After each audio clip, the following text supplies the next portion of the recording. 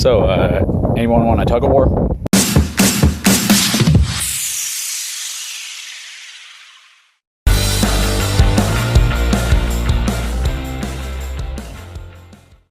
So my truck right now is currently loaded down with approximately 5,000 pounds of cargo. The water itself weighs roughly 4,500 pounds. Plus I actually have more water in the back, as well as a generator, this toolkit that's full of all my hitches and stuff, plus about a 200-pound toolbox with all the stuff that's in it. I just removed 2 more cases, or actually 3 more cases of water from the back and dropped them off. We have a water contamination issue. A industrial company here in town actually had a backflow preventer fail, and it actually got some chemicals into the water system. So we're on a no tap water, no city water policy right now, where we can't actually drink or use any city water for anything. So we drove down to the next Sam's Club about 2 hours away and loaded up on these 2 pallets of water. While we were driving, anytime we'd go over an uneven surface, you could actually see through the back window that the bed would do this little number where it would shift slightly off. And that's exactly what you want to have happen with a C-channel frame. You want that weight to distribute across the frame and the suspension, as opposed to that type of weight with, you know, roughly 5,000 plus pounds in the bed just transferring to weld joints, which can cause metal fatigue and stressing over time. And what I think you might see on fully boxed frames after time is those joints actually starting to crack. I think somebody actually had posted a video about their truck. I don't know specifically what brand it is, but where the front section started to crack right at those weld seams because of that type of metal fatigue over time.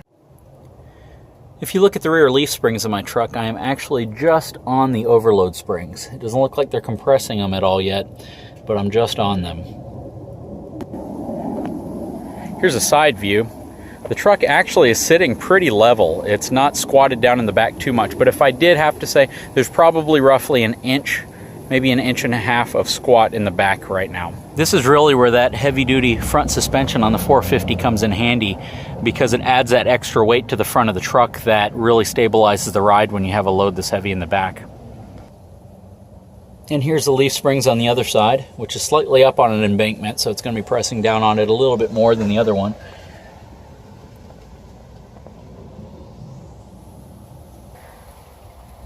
Not gonna lie, guys, this is a lot of water.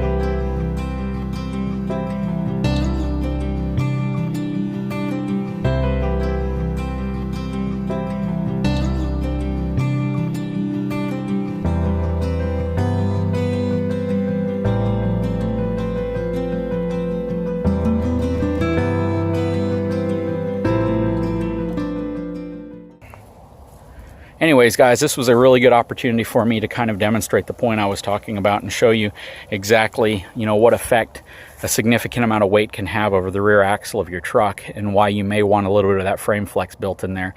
This is kind of an extreme test because not a lot of folks are going to put this type of weight over the beds of their truck. And if they do, in many cases, going to exceed the capacity unless you have a dually. This is the type of weight that you really would only want to put over a dually. I know some half-ton trucks and even 3/4-ton trucks have done it before. It doesn't mean it's safe. And one of your main failure points that people don't consider is the tire itself. So the last thing you want is to have a single rear tire going out on you or exploding on you when you have this type of weight in the back of your truck. Anyways, I hope you enjoyed this short video. If you do, I'd appreciate it if you subscribe to my channel and like it. Thank you.